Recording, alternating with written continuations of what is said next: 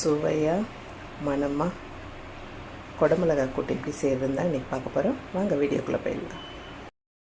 இன்றைக்கி குடமிளகாய் சிறுபருப்பு போட்டு கூட்டு எப்படி செய்கிறதுன்னு தான் பார்த்துட போகிறோம்.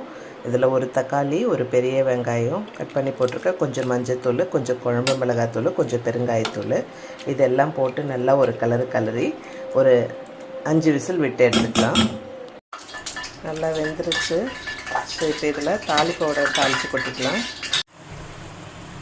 தாளிப்பு கரண்டி வச்சு கொஞ்சமாக எண்ணெய் ஊற்றி தாளிப்பவுடம் போட்டாச்சு.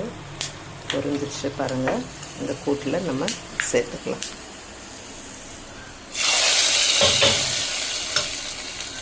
அவ்வளோதான், குடமிளகாய் கூட்டு ரெடி. என்னடா குடமிளகாலாம் கூட்டா அப்படின்னு யோசிக்கிறீங்களா? செஞ்சு பாருங்கள். வீட்டில் சாப்பாடு கொஞ்சம் கூட மிச்சம் இருக்காமல் காலி ஆகிடும். நீங்களும் ட்ரை பண்ணி பார்த்துட்டு எப்படி வந்துச்சுன்னு கமெண்ட் பண்ணுங்கள்.